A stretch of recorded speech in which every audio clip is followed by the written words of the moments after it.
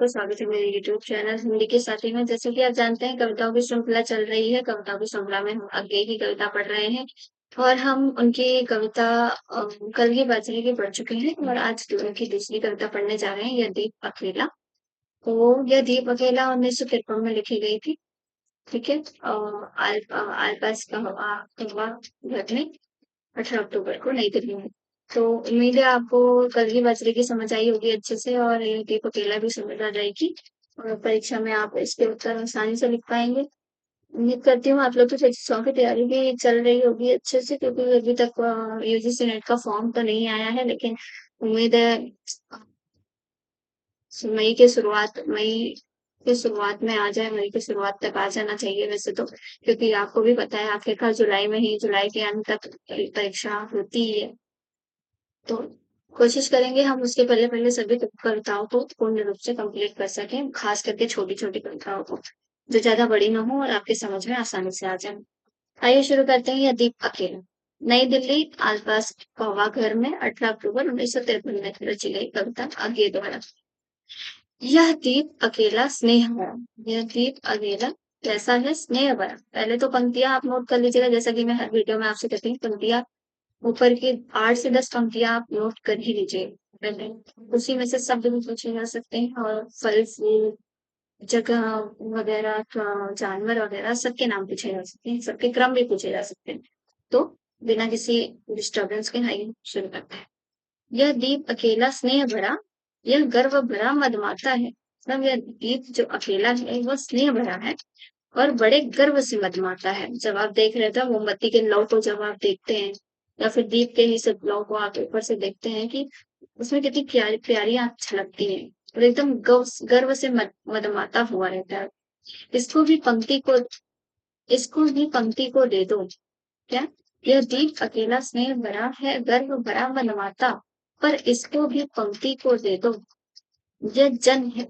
क्या है? यह जन है।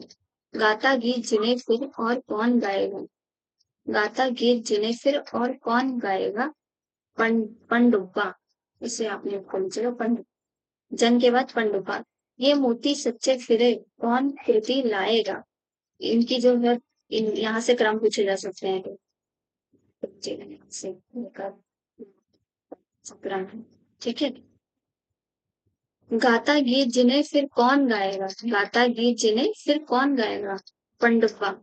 ये मोती सच्चे फिर कौन श्रुति लाए? ये मोती सच्चे।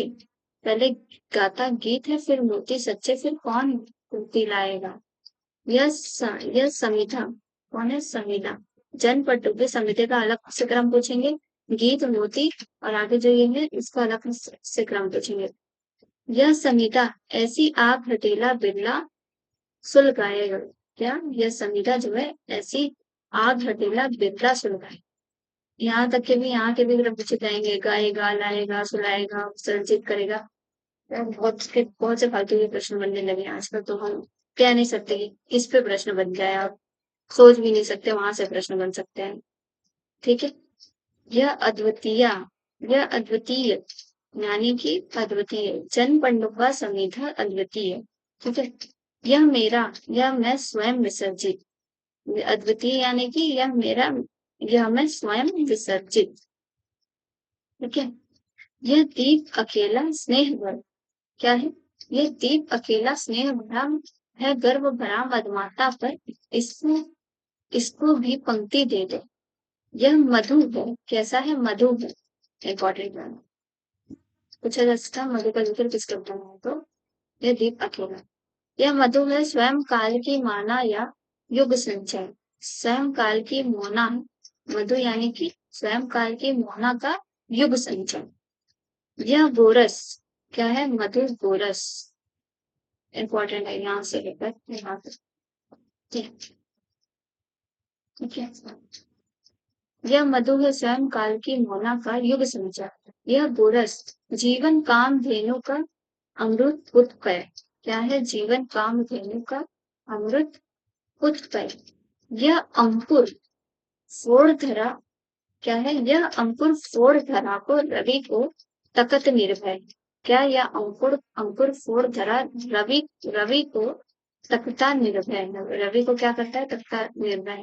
देखिए, अभी तक तो ऐसे प्रश्न नहीं दे रहे, लेकिन ऐसा भी हो सकता है कि यहाँ की जो ये पंक्तियां हैं आपको जोड़ी मिलान में दे दे यहाँ करके, और यहाँ की जो पंक्तियां हैं वो इस बाजू करके दे दे, और फिर कहते कि आप इसका मिलान कीजिए। तो बेहतर है आप इसको नोट कर लें या फिर याद कर लें, तो अच्छा रहेगा कि मधु क्या कार्य कर रहा है। मधु का कार्य क्या है, गोरस का कार्य क्या है, अंकुर का और प्रत्युत का कार्य क्या है।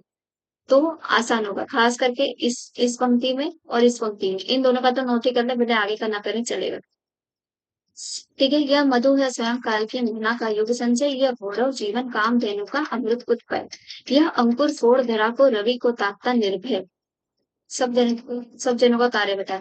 यह प्रकृत स्वयंभू ब्रह्म अयुक्त, यह प्रकृत जो है वह स्वयंभू ब्रह्म अयुक्त है, अयुक्त है। इसको भी शक्ति को दे दो। क्या दे दो? इसको भी शक्ति को दे दो। यह दीप अकेला स्नेह भरा है, गर्व भरा मलमाता पर, इसको भी पंक्ति दे दो। ठीक है, देखने कितना लय ताल बैठाया तो पढ़ने में भी कितना अच्छा लग रहा है। तो यह वह विश्वास नहीं जो अपनी लघुता में भी कापा, यह वो विश्वास नहीं जो अपनी लघुता में भी कापा, वह पीड़ा जिसकी गहराई को स्वयं उसी ने नापा। क्या नापा? नापा, इसके भी इस यहाँ से भी सुन सकते हैं। यह वह विश्वास नहीं जो अपनी लघुता में कापा, वह पीड़ा जिसकी गहराई को स्वयं उसी ने नापा। कुत्सा अपमान अवज्ञा के दिनलाते कड़वे तम में, किसमें? तम में। कुत्सा अपमान आवाज अवज्ञा के दिनलाते कड़वे तम में, ये पूछा जा सकता है। कुत्सा अपमान अवज्ञा, ठीक है। यह सदा द्रवित चीर जागरूक अनुरुक्त नेत्र, उलम्ब बाहु, यह चीर अखंड अपनापा। कैसा है यह चीर अखंड अपनापा? जिज्ञासु प्रबुद्ध सदा श्रद्धा में, जिज्ञासु प्रबुद्ध सदा श्रद्धा में, इसको भक्ति को दे दो। यह दीप अकेला स्नेह भरा है, गर्व भरा मधुमाता पर, इसको भी पंक्ति को दे दो।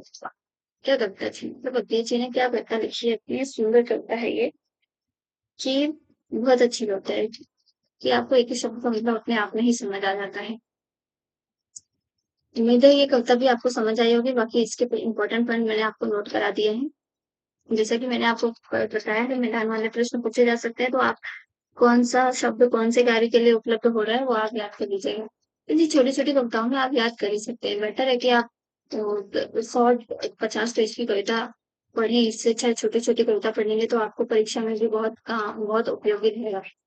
तो दोस्तों यह फिर यहाँ समाप्त होता है। मिलते हैं अपने अगले वीडियो में उनकी केजी की अगली कविता के साथ। तब तक के लिए धन्यवाद।